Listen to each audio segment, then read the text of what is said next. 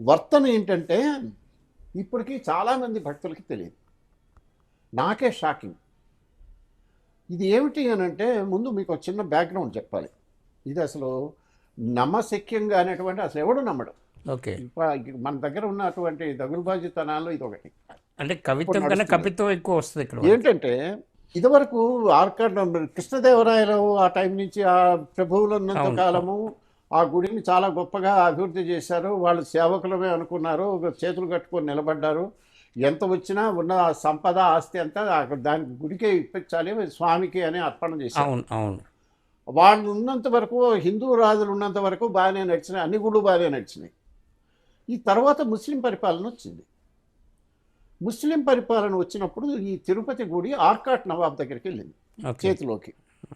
వాడేం చేశాడు అనంటే ఆ ఆర్కాట్ నవాబు దీని మీద డబ్బులు వస్తున్నాయి అప్పుడే, మొదటి నుంచి కూడా. అంటే అది దట్టమైన కీకారణ్యాల్లో ఉన్న పులులు సింహాలు అన్ని ఇక్కడ తిరుగుతున్న చోట్ల ఉన్న దారి లేకపోయినా ఎక్కడెక్కడి నుంచో జనం వచ్చేవాళ్ళు. ఆ స్వామి మహిమ అట్లాంటిది. అంతే అంతే. డబ్బు బాగా వస్తుంది కదా, ఈ డబ్బు వసూలు చేసుకోవడానికి వాడు కండి పెట్టుకున్నాడు. దానికి ఆ చేయటానికి లీజుకి ఇచ్చేవాడు. ఓకే. ఆ లీజుకి ఇచ్చేవాడు సంవత్సరానికి ఇంత అని పాట పాడుకుంటారు. ఆ పాట వాడు డబ్బులు వసూలు చేసుకోవాలి కదా అని ఈ భక్తులు హుండీలో ఎంతైతే వచ్చిందో అవన్నీ వాడు తీసేసుకునేవాడు. ఓకే.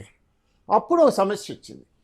ఏమొచ్చింది అని అంటే దేవుడి మీద బయట అలంకరించడానికి ఎవడో నెక్లెస్ ఇస్తాడు, ఇంకోటి వస్తు ఇస్తాడు, రూపేణ ధన రూపేణ ఇస్తాడు. వస్తు రూపంగా ఇస్తారు. ఇవన్నీ స్వామికి వినియోగం కావాలి, స్వామి ఒంటి మీద ఉండాలి, స్వామి కప్పాలి అని వస్తువులు ఏమైతే ఇస్తారో వాటిని ఎవడన్నా తీసుకొని, ఇప్పుడు సపోజ్ ఒక 1,00,000 రూపాయలు ఇచ్చాడు అనుకోండి, ఆ 1,00,000 రూపాయల వస్తువు వాడు కనుక చేయించొస్తే అవును. ఇది అది వస్తు. స్వామి మీద ఉంటుంది. అవును, మరి వీడు వసూలు చేసుకునే వాడికి లాస్ కదా. అవును, నువ్వు ఆయన దేవుడి మీద ఉంటే నా సంగతి ఉంటాయా? అవును.